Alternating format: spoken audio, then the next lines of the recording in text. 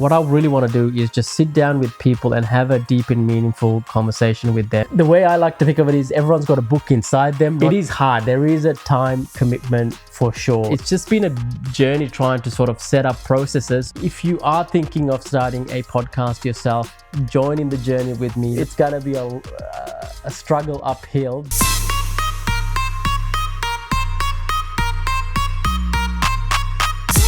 Hey guys, it's Opie here. Welcome back to my daily vlog. So second day in a row now, which is good. And so I might as well share with you what I've learned in regards to setting up a podcast. Believe it or not, it's actually not this podcast. It's a separate podcast. Okay.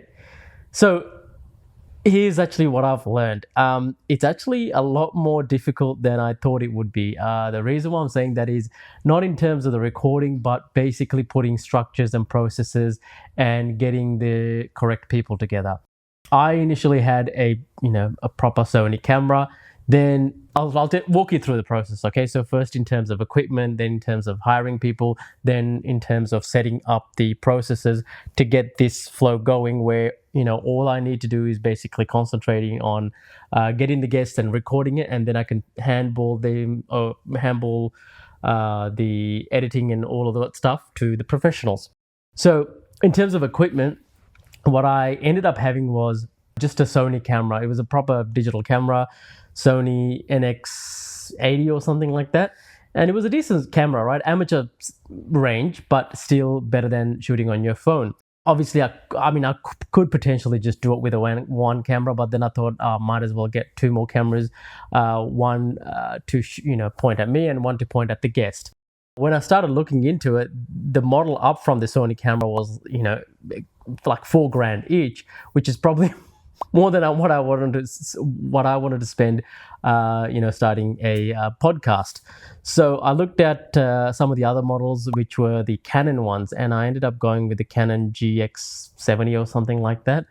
And the problem that I ran into, or when I did a bit of research, was when you got two Canons and a Sony, and this could be with any sort of equipment in terms of video, the post editing might be a little bit of a challenge. Okay, so consulted with the one of the editors that I had before, and he gave me the advice of, it's not ideal, but we can make it work. So I obviously didn't want to spend $8,000 on buying two new cameras. Instead of I ended up picking these up for $1,000 each. Actually, the one that I'm shooting this on was about $1,000. So in terms of Aussie dollars, 1,000 Australian dollars, which is pretty reasonable, right?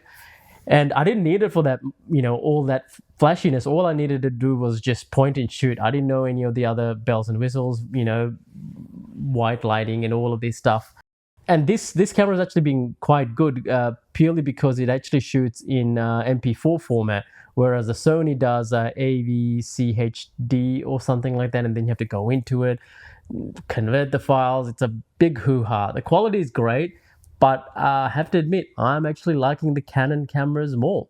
That's where I landed with the cameras. I ended up buying one big light just to put in the background. You might actually see a shadow now at the back because of that particular light. And that's all I've got in terms of actually the main equipment. And then I ended up getting two average tripods. I do need to upgrade them because what I've noticed in getting a very mediocre tripod is you can't sort of balance it out. It's still a tripod, but it's not the best. So eventually I'll need to upgrade that. Another piece of equipment that I had was a portable audio recorder, which was like a Tascam audio recorder. One of the famous ones are the Zoom ones, where it's basically portable and it's got two microphones hanging out of it. So I thought, okay, I'm going to put that in the middle of me and my guest, and we got two cameras. We got two of the microphones pointing at myself and the guest. Press record, should be fine. And it is sort of fine, but I made the mistake on the very first podcast that I did. We had the air conditioner running in the background because this was filmed in Queensland, and had the air conditioner running, and I made a mental note, hey, gotta switch off the AC before I start recording. Didn't do that, and believe it or not, the wind noise ended up coming through, and it was a disaster. Thankfully my video editor cleaned it up as best as he could, but it was a big lesson learned for me. One that ideally would be good that if we had two different tracks, one for myself and one for the guest. So I ended up buying the portable wireless mics. Actually, these ones. Here we go. So these are the Rode Wireless Pros. And the difference between the Pros and the Go's is these ones record in what's known as a 32-bit float, which is a high audio quality. So I can't basically peak out with these. You can do a lot of post-production work and fix up the levels.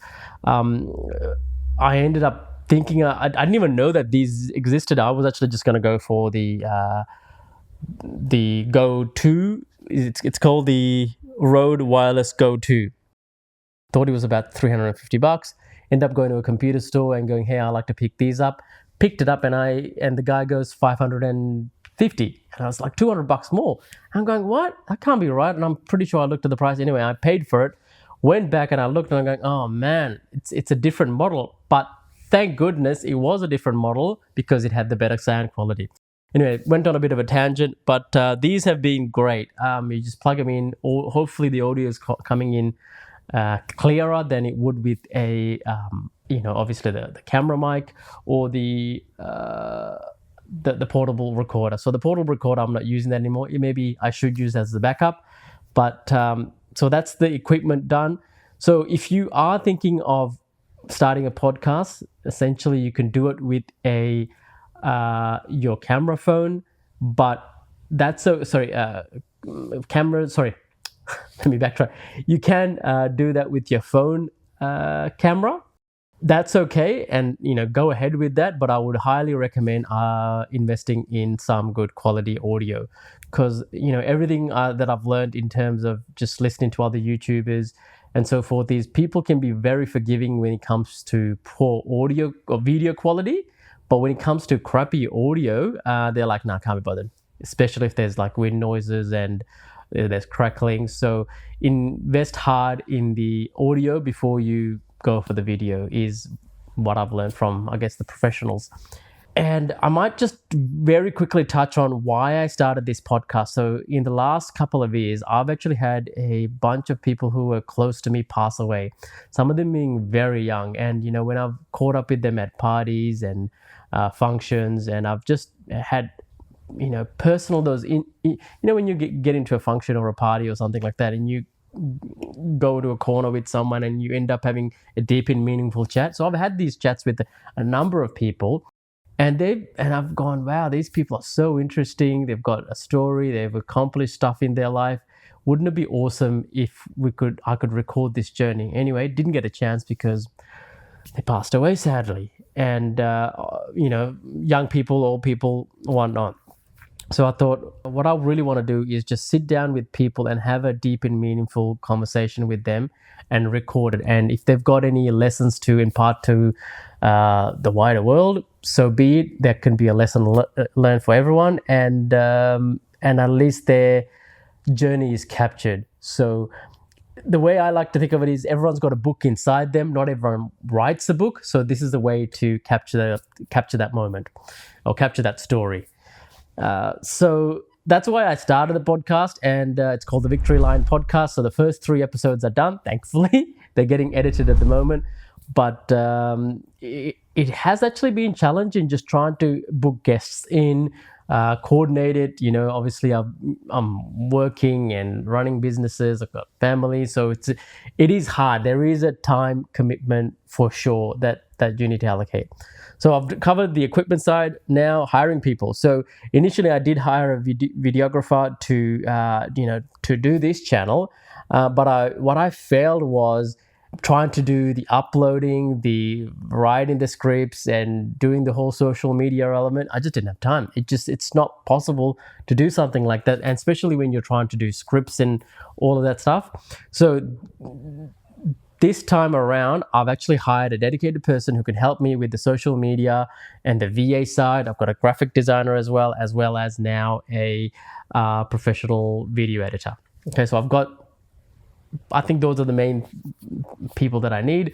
And if that changes, I'll let you know. But it's just been a journey trying to sort of set up processes. So the next step is setting up the processes. So, for example, setting up the templates, maybe the website as well, social media accounts, making sure that I put together processes where I end up getting the guests, contact details, what I end up putting on, perhaps release forms as well. So, them being okay with me releasing that into the World Wide Web.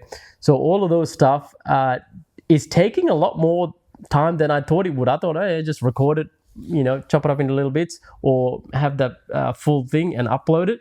That hasn't been the case. It's been a few weeks of getting that edited and getting that sorted.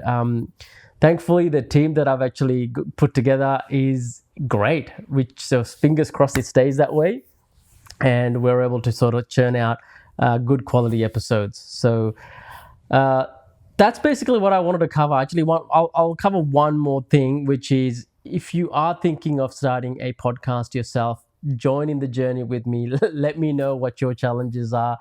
It's been an incredible year for podcasts, especially in 2024. And the reason why I mentioned this is I've read a number of books on just this particular topic, because obviously the world is changing in terms of what people are listening to, what people are spending their time on. So, previously it was the mainstream media. So the cable channels had a monopoly on what the news might be. And then it morphed into social media. Now the third phase seems to be podcasts. So people are sort of moving into that space where they're happy to learn from, some of the guests that I might have. So think about it. Think of something that's you're passionate about and start on this venture, but niche down as much as you can. I've gone down the complete opposite route of going broad, which is, as you know, health, wealth, and happiness. And I know for a fact this is going to be a money pit. And I know that for a fact. I'm not in it to make money.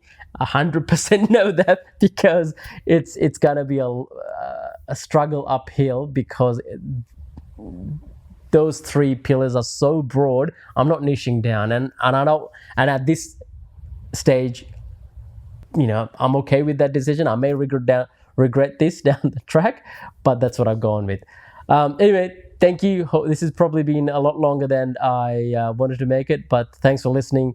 And the future episodes might not be this professional because I've got a nice camera out. Future episodes might just be me on the phone, just recording, whatever it might be. But thanks for tuning in. Let me know if you want me to talk about anything else. Thank you. Have a good one. Bye.